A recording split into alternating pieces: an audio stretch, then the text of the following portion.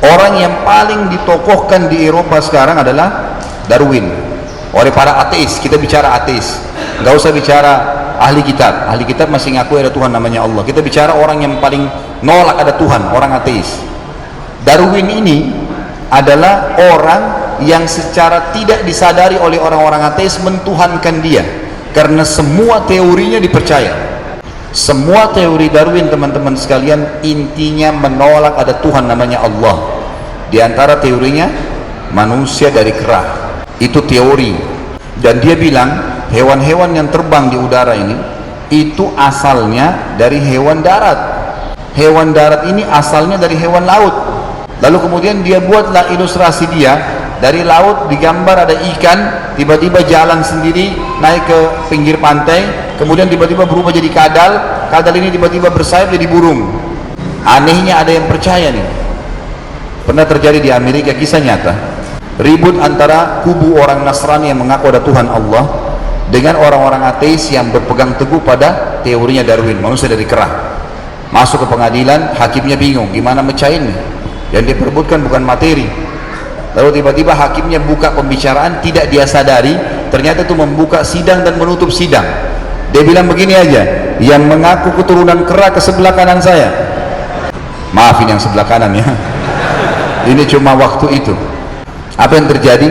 Yang mendukung teori Darwin pun tidak mau ke sebelah kanan hakim, nggak mau ngaku turunan kera.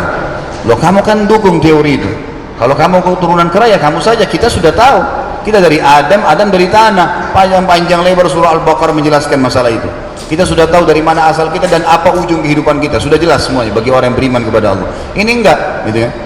Darwin, subhanallah, seringkali kalau dia lihat sesuatu, terutama hewan-hewan yang sering dilihat oleh manusia, gitu, dijangkau.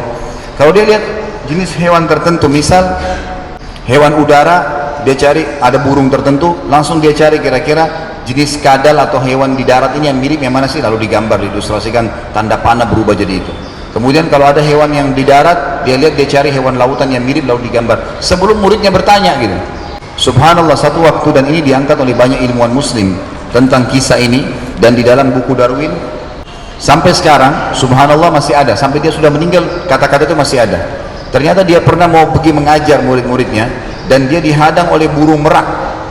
Burung merak ini nggak nyerang, nggak apa, cuman lewat depan Darwin, kemudian menghadap ke dia, dikepakin sayapnya, dikepakin ekornya maksud saya, keluar semua warna-warni burung merak kan. Sudah pernah lihat burung merak ya? Nah, cuma 2 orang yang pernah lihat. Maka yang terjadi, Darwin bingung, dia mau cari kira-kira hewan yang mirip dengan ini yang bisa berubah jadi burung merak, ini apa? Dia mau bilang ini burung, nggak terbang. Mau dibilang hewan darat, punya sayap, gitu kan?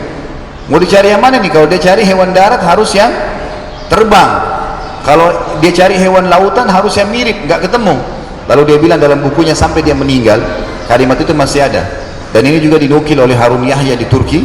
Dia menyebutkan pada saat membantah teori Darwin, dia mengatakan Darwin masih mengucapkan kata-kata dan sampai dia meninggal dia nggak punya jawabannya. Saya terus muak pada saat mengingat burung merak yang menghadang jalan saya karena saya tidak tahu dari mana asalnya. Darwin, ilmuwan yang dianggap ditokohkan hebat, mati bingung burung merak dari mana. Hah? Apanya hebat tuh kira-kira?